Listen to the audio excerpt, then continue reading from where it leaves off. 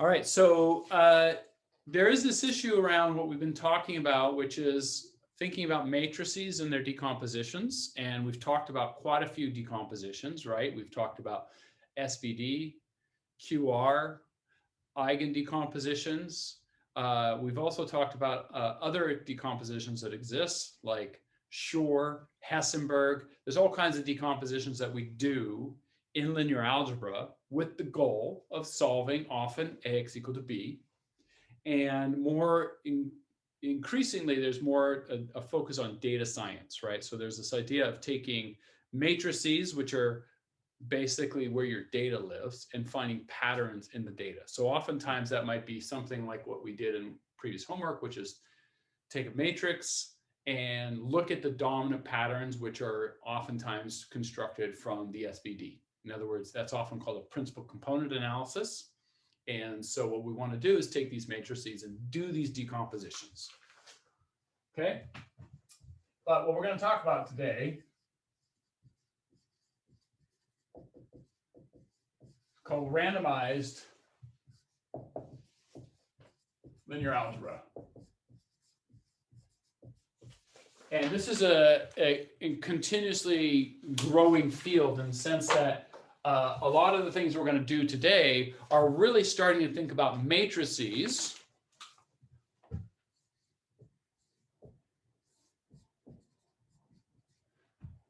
n by n's, where m and n are massive. So we're often going to collect data. We're going to put these giant matrices. And what we want to do is still do these decompositions to look for patterns in our data. And then the question is, what happens if that m and n is so big that the data itself won't even fit in my memory? Forget even thinking about computing something. Just even putting the data in memory doesn't work. So what we want to talk about is how do we do linear algebra in some sense at scale, and specifically matrix decompositions at scale. So this is where this concept comes in. What we talked about last time in doing these iterative techniques, it was all about how do I do computations and solve ax equal to b at scale, given the fact that every time I increase my matrix size, a lot of the operations, the bottleneck has always been in linear algebra is that the computation of these decompositions scales like order m cubed. So every time you double a matrix size, the computation goes up by a factor of 8. So this is just not scalable, especially when you start getting to really large matrices you can't even fit inside your computer. So we're going to talk about these randomized decompositions, and this is just fantastic stuff. And typically it's not taught in a linear algebra course because, in fact, you know, if you look at Trefethen, the book is old enough that a lot of this stuff wasn't really developed at that point. And so this is starting to get us a little bit more modern in terms of what we might do to go to scale. It's not just go to do an iteration scheme. Maybe there's a whole nother strategy here, and that's what we're going to talk about. Now, let me tell you some places that are very interested in randomized decompositions, randomized linear algebra. Think about places like Google or Facebook, where their databases are so large, you don't have a big enough computer to put that data on to look at patterns, like do a PCA analysis on customer data, for instance. Just way too much data.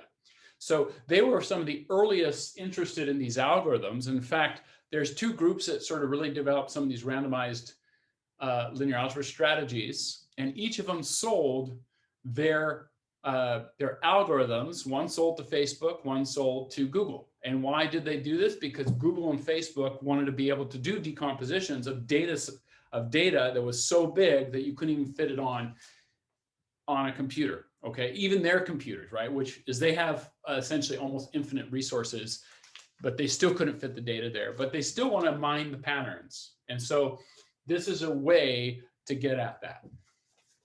All right, so that's the prologue of what we want to do in terms of starting to frame this randomized linear algebra. All right, so here we go. So what is the goal?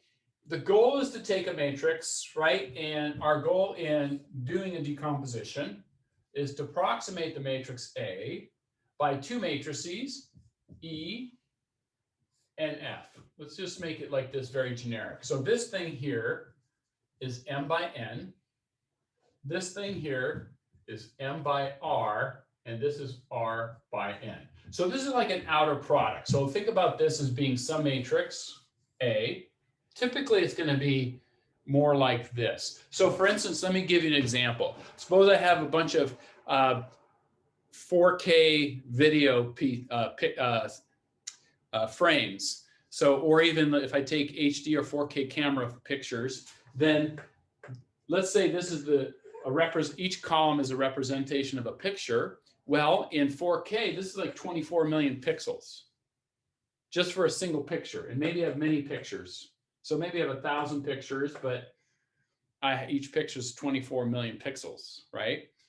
Or it's actually 8 million pixels, but it's RGB, it's red, green, blue. And so you have to specify 3 color layers. And so this really ultimately ends up being 24 million in that direction. So M is massive, and maybe you have lots of pictures, thousands, tens of thousands. And so it's a matrix like this.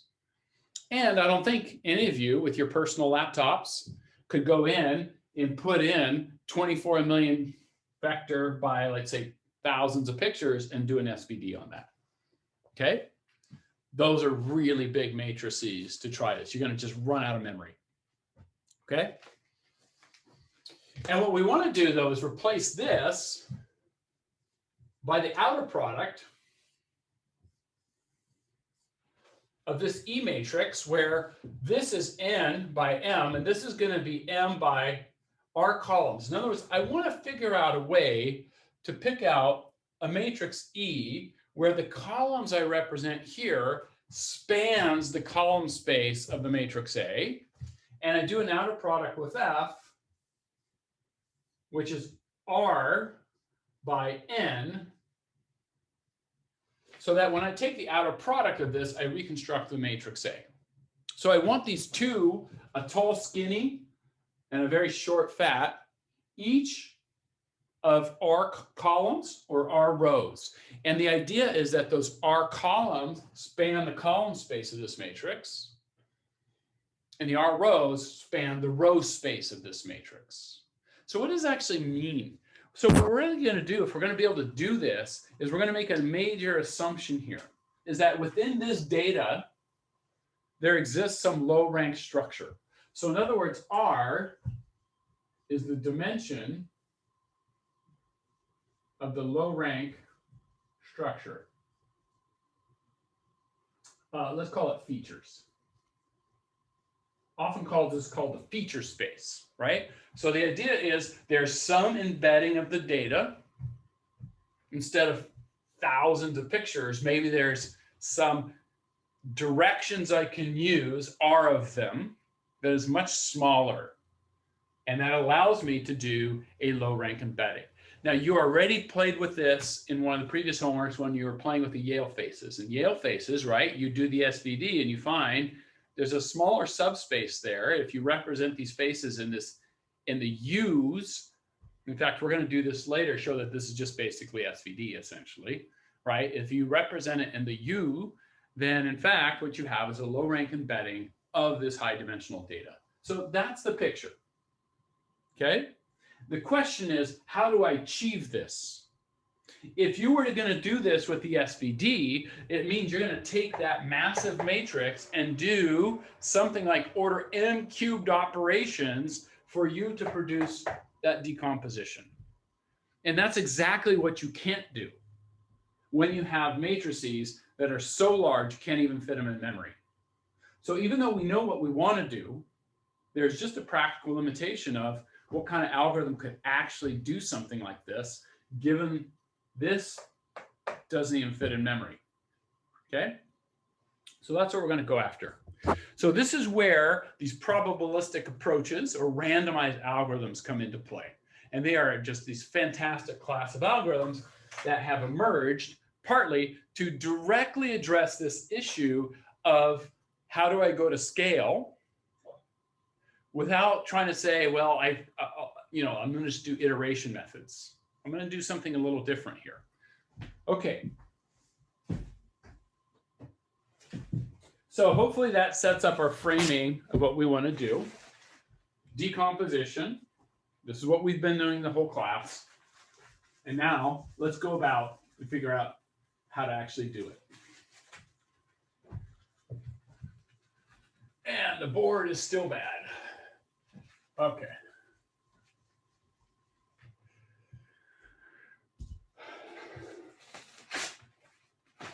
All right. So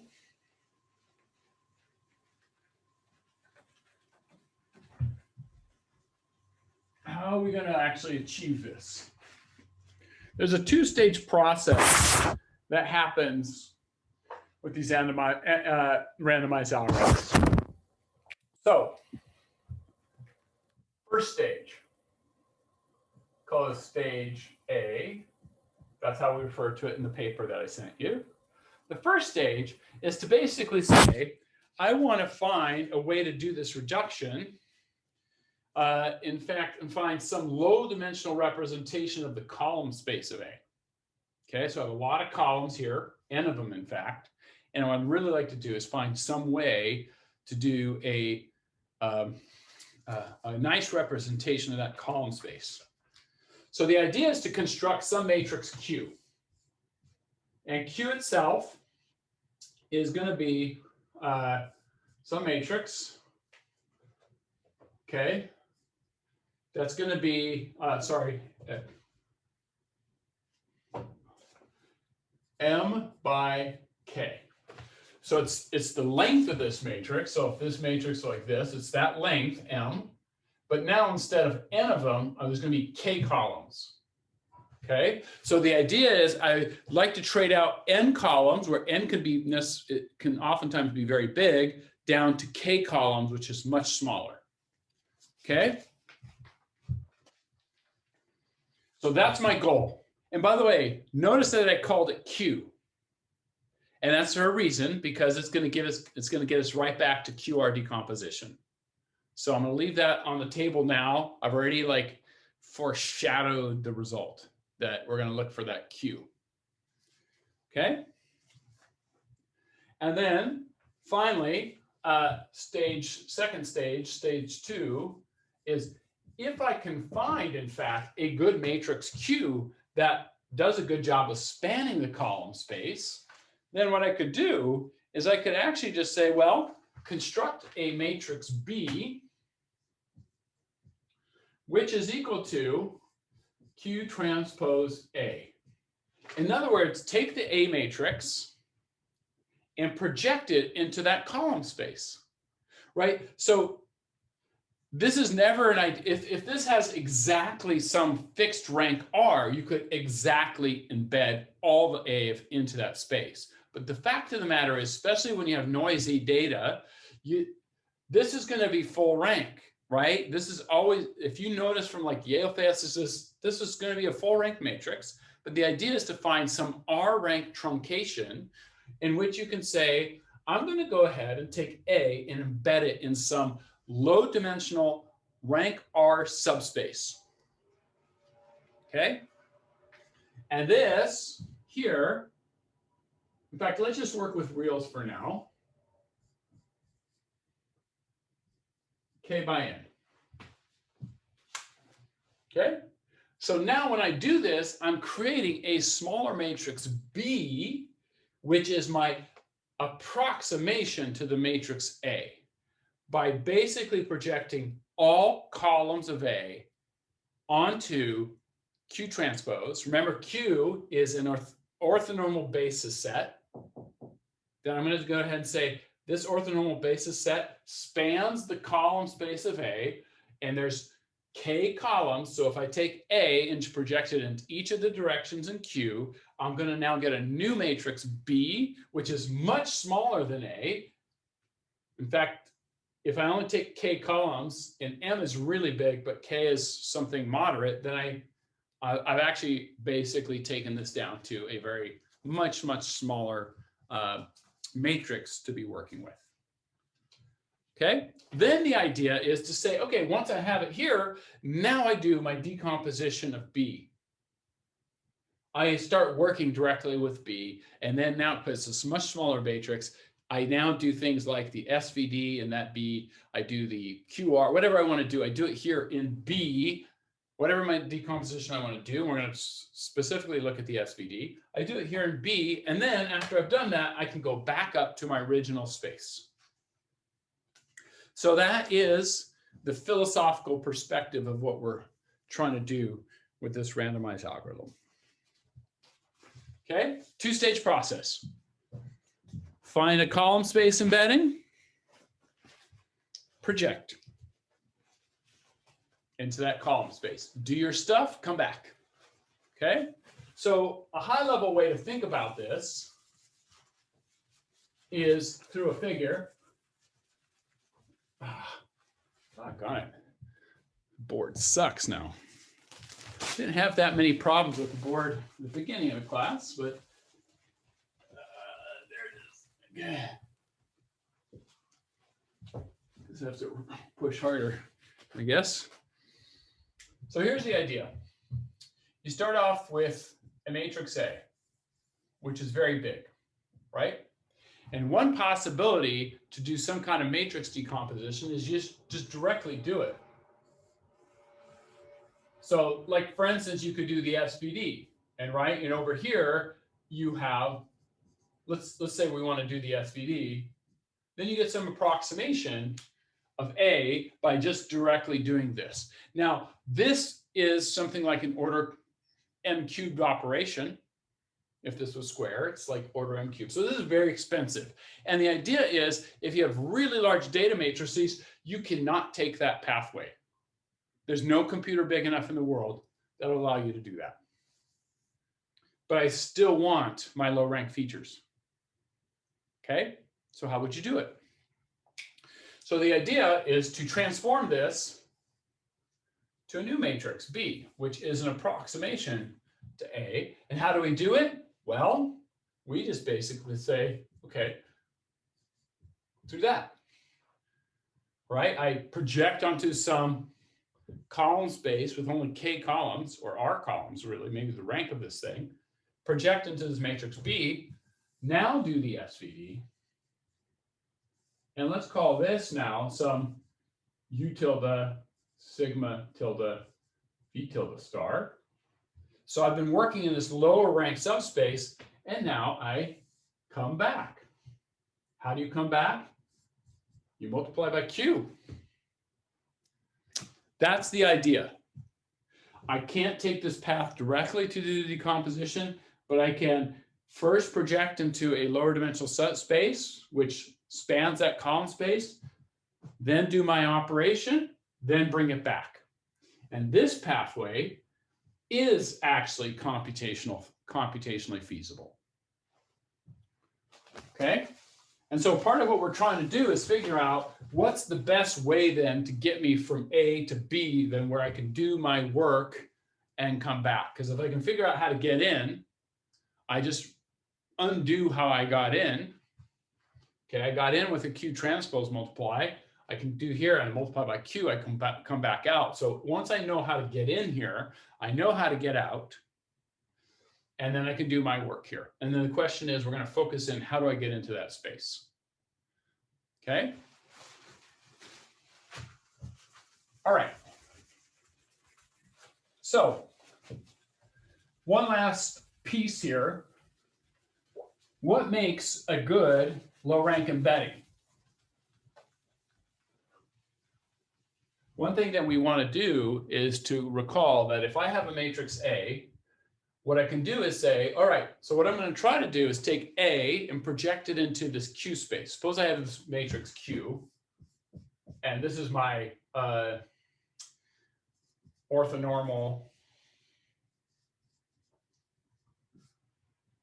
columns matrix that spans the column space. Okay, so I have that. And so now the question is, how do I evaluate how well this approximation does? here's the thing you start to look at.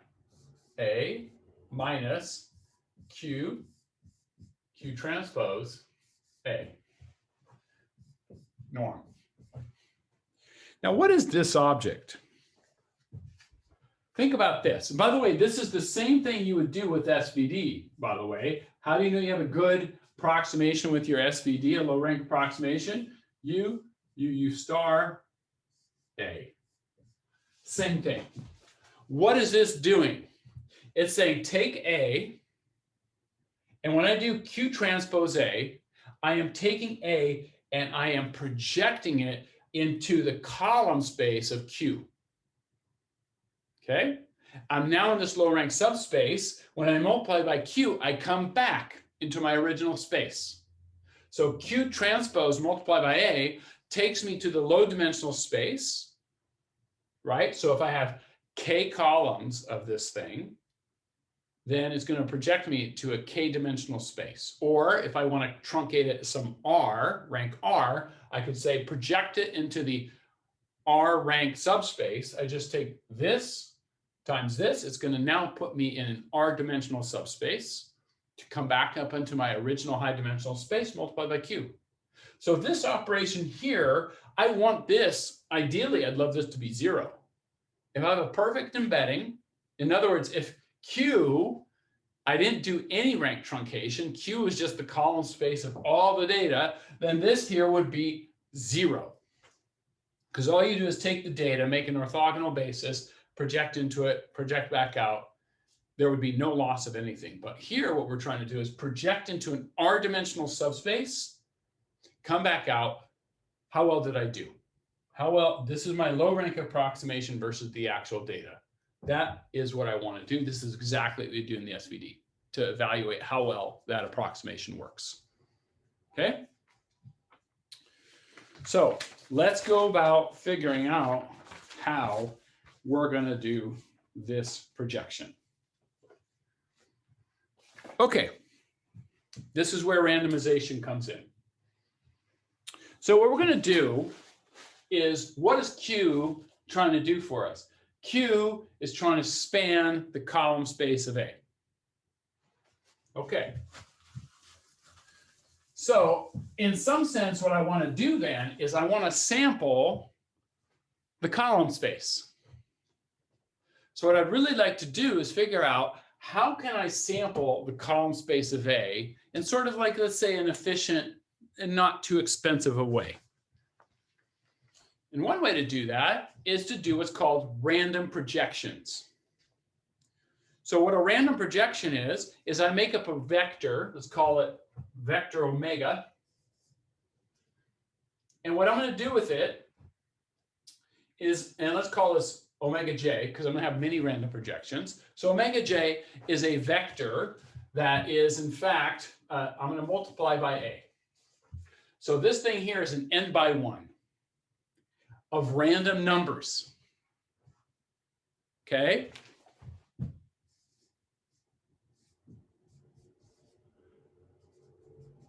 So it's a vector that's going to basically have a random weight against every column, and that's going to produce for me some vector y sub j. So what I did is I just simply said I have a bunch of columns of A. I can simply say, go take a linear combination of A, randomly chosen linear combination of A, to produce some y. Okay? So that's what I've done. And that's, so this y here is sort of a random sampling of all the columns. And what I'm going to do is do a bunch of these. So in other words, j here is going to go from 1, 2, all the way to say k. So what I've done here is a bunch of random projections. Now here's something that's very important. Every vector omega j probability says, with high probability, the omega j are orthogonal to each other. Like omega 1 and omega 2, which are randomly chosen, are going to be, with high probability, orthogonal. I'm going to show that to you right now. Okay, we're going to bust out some MATLAB. Everybody ready? Hold on your seats. Okay, let me do a screen share. Desktop, share, boom. I'm in MATLAB. And my goal right now is to show you that, in fact, if I have these random matrices or random vectors, that they're orthogonal to each other. So let me make a matrix size. Let's go 10. So it's a vector of size 10. So this is not going to be very big, but I'm going to just show you some stuff here. And so what I want to do is make some vectors. Let's call them, let's call omega is a collection of vectors, rand n. And let's make m by 10. So I'm going to make up what I've just done right there in that command is I've basically said I'm going to make 10 different vectors. Okay, so 10 columns. So the rows are m columns. We're going to play with the number of rows. So in other words, it's a 10-dimensional system. I want to take 10 different randomly made vectors, column vectors, and then I'm going to ask the question, how orthogonal are they to each other? Well, how do you know when vectors are orthogonal? If you take their dot product, if it's 0, they're orthogonal. Okay? And if you normalize it, then if it's 1, they're exactly parallel to each other. So what you're looking for in the dot product is for it to be 0. So what I'm going to do is compute the inner product of this thing. Let's call it I don't know. Let's call it A. Matrix A is going to be omega, and we'll go ahead and transpose that. So I'm going to basically, by transposing times omega. So I'm taking the inner product of every single one of those vectors against each other. So I've given you 10 random vectors, and I asked the question, how does each vector have an inner product with all of the other vectors? So that's what that A is. And I'm getting a number. If they were all orthogonal to each other, then in fact, A would be the identity matrix. Okay, it'd be just a diagonal. All right, so let's actually do the following.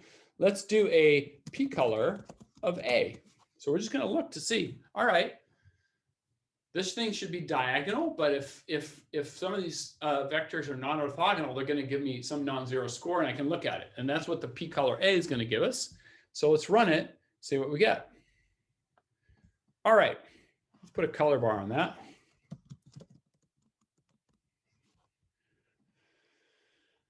And every time I do it, it's random. So there you go. This is what it looks like. So along the diagonal, by the way, right, you can see that there is kind of a, like, you know, that's essentially the diagonal is the length of each vector. But notice there's a lot of vectors here that are not 0. Like, I don't know if you can see the color scale here, but this is -10 all the way to 15. We could actually plot the absolute value. Maybe that would be a little bit cleaner. Boom. There you go. All right.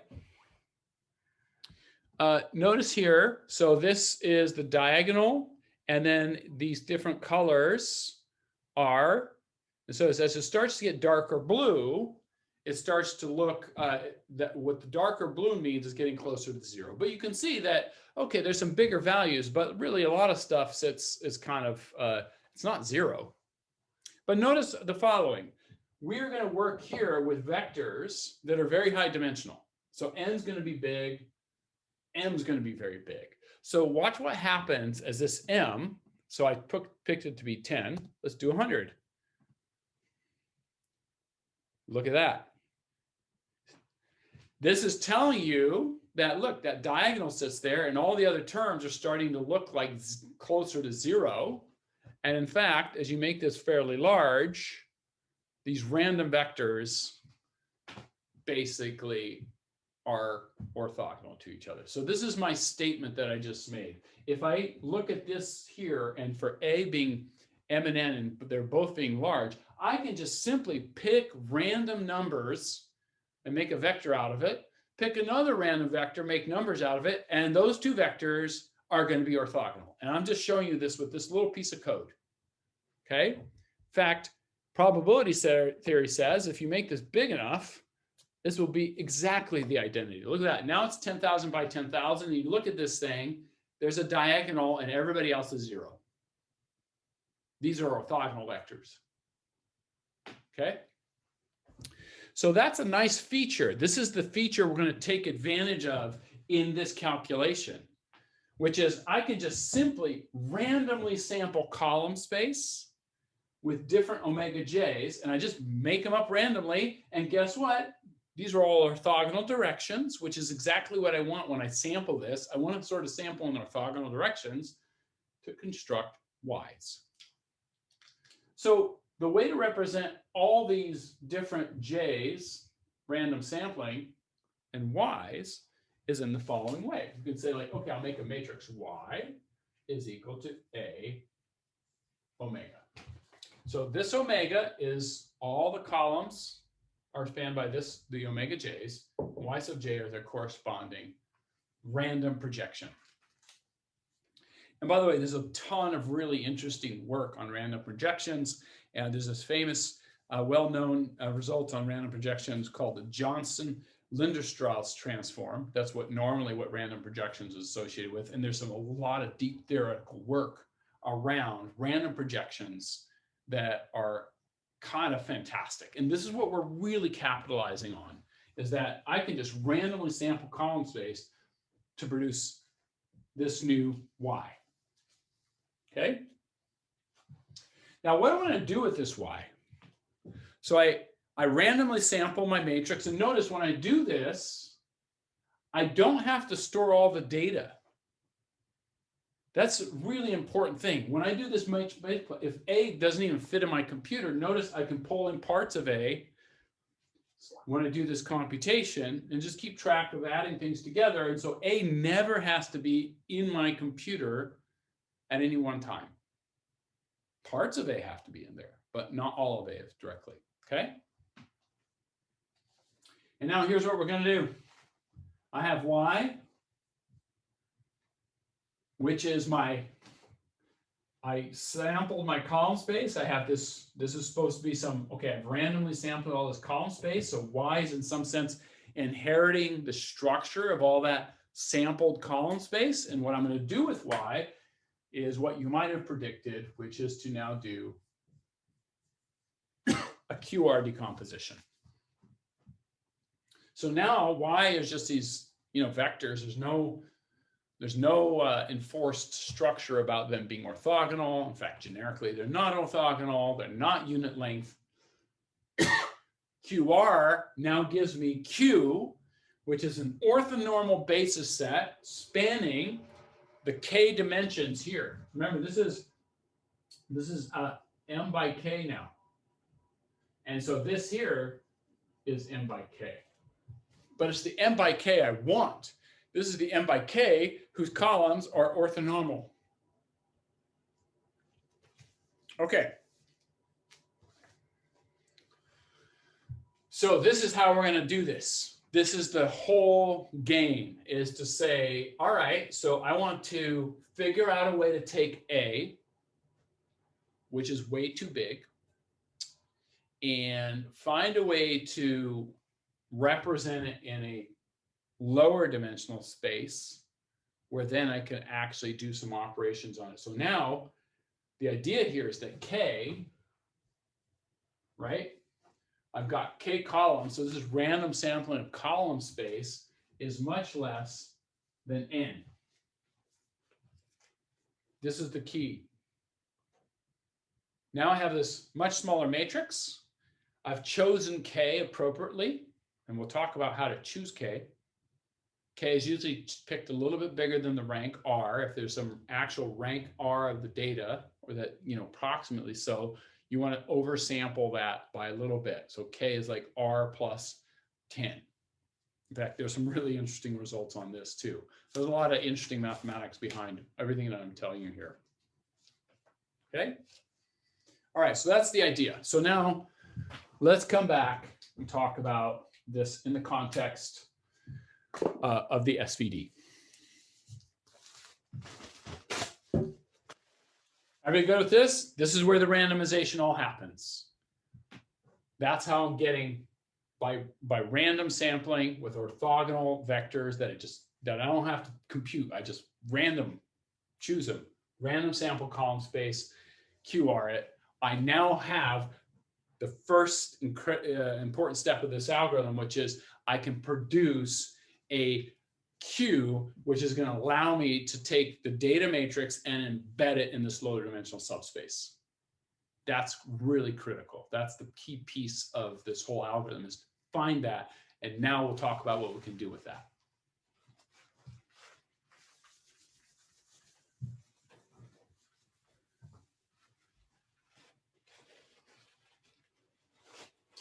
Okay, so I want to now move on to talking about the SVD. And this is going to be essentially what I'm doing with this randomized linear algebra is it's a series of 3 lectures. Okay, so I'm going to do 3 lectures on this. What I'm going to present right now is the comic book version. In other words, the pictorial version of what we're going to do. What we're going to do in class on Monday is we're actually going to go and program MATLAB. We're going to just walk through and start taking data, doing this randomized reduction, showing where it works, where it doesn't work, and seeing how this actually works in practice. And then the following lecture, we'll be talking a little bit about some of the details or theorems surrounding these randomized algorithms. In other words, this isn't just stuff that people have made up. We have bounds. We have good understanding. There's deep theoretical results associated with this. So I want to put some of that in place, and that will finish our lectures on randomized linear algebra. And then we'll move on to tensor decompositions to finish off the class. Okay, so what you're going to see now then is pictures. But my hope is that if you understand these pictures, you kind of have everything. So the pictures are really kind of important to understand. Okay, I'm going to take a data matrix A. So that's where we're starting.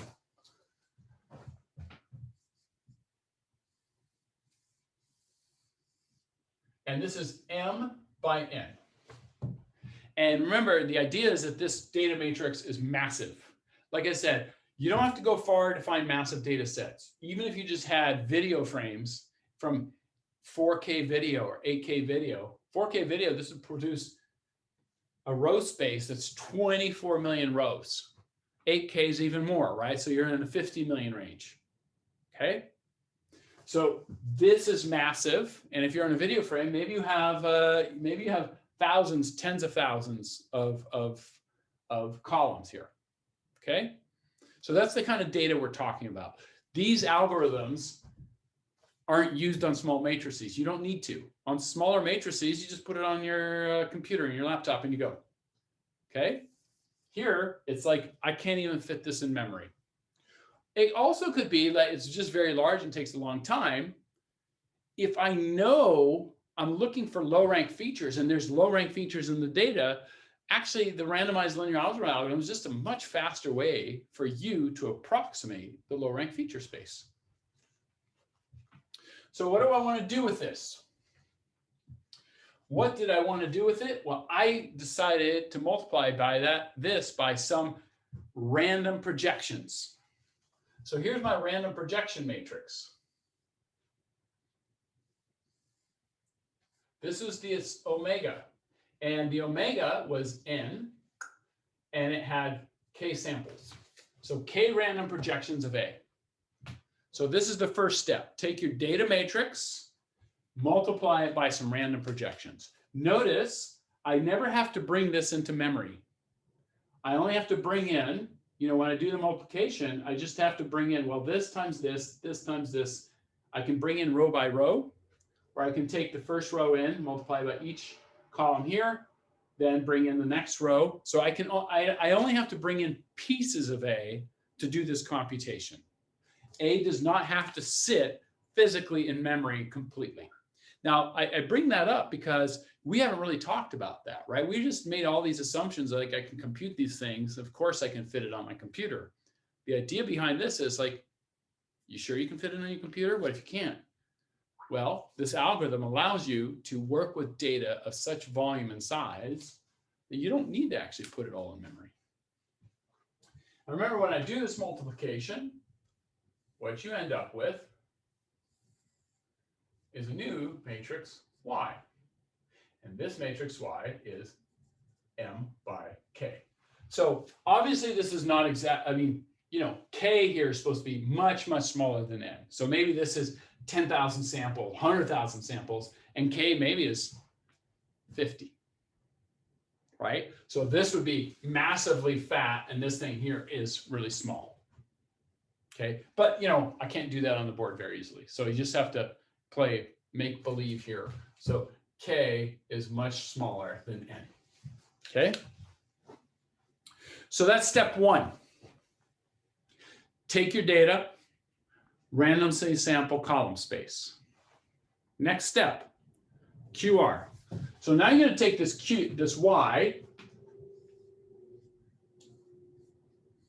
and you're going to QR decompose it.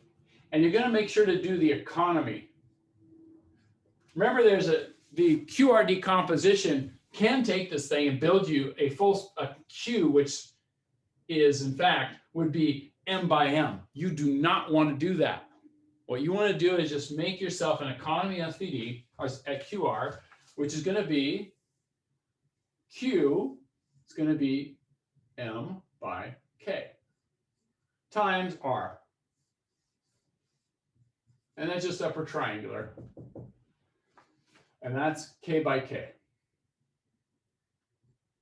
Okay?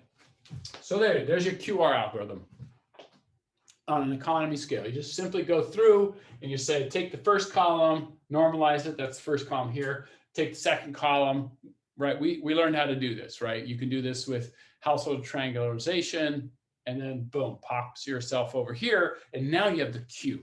The Q, this is your orthonormal basis spanning this randomly sampled column space of A. Okay, so that's what we did. This is stage A.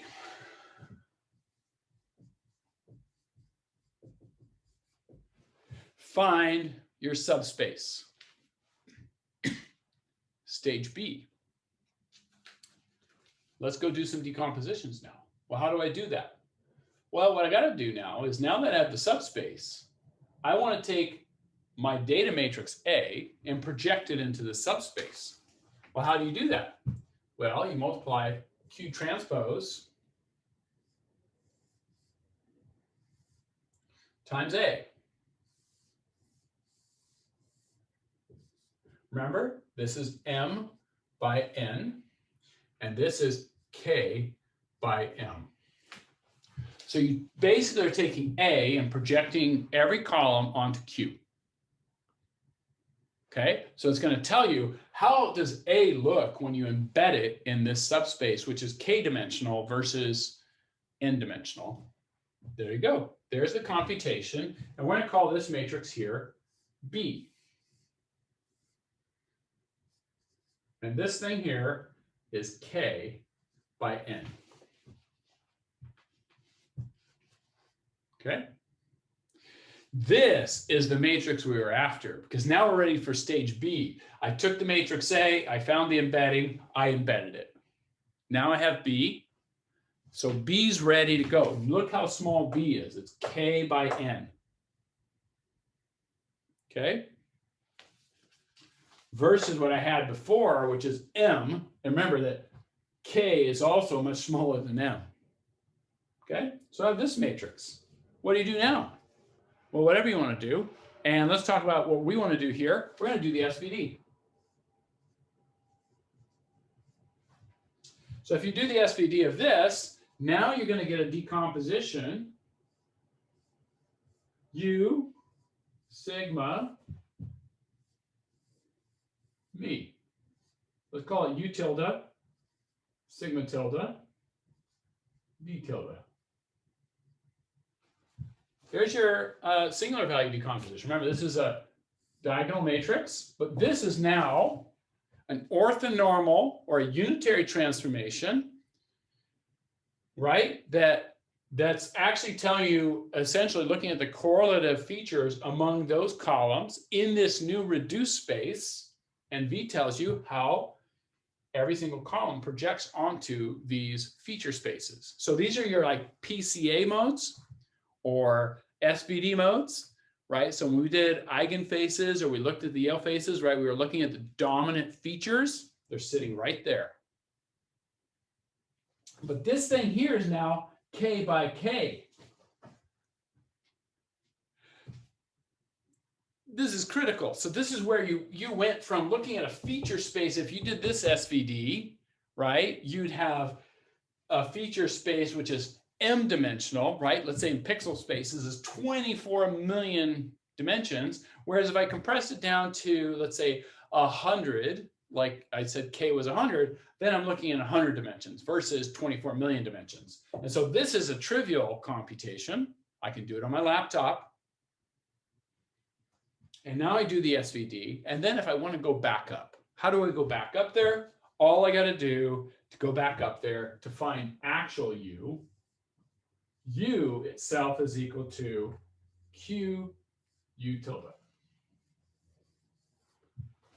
That's how I project back up. And what does it look like in actual pixel space?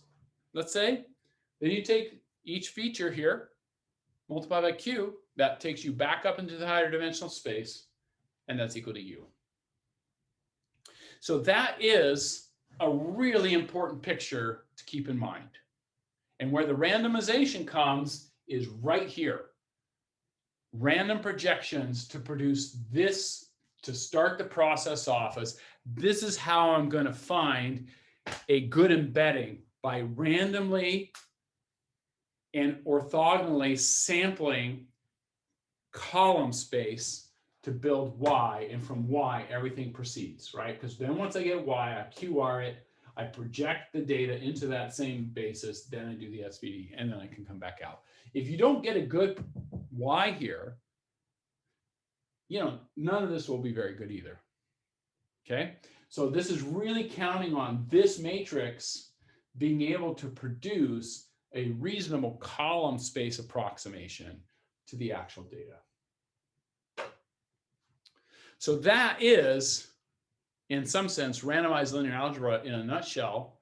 And this is specifically towards the SVD, which we will basically start doing some examples on in the next class.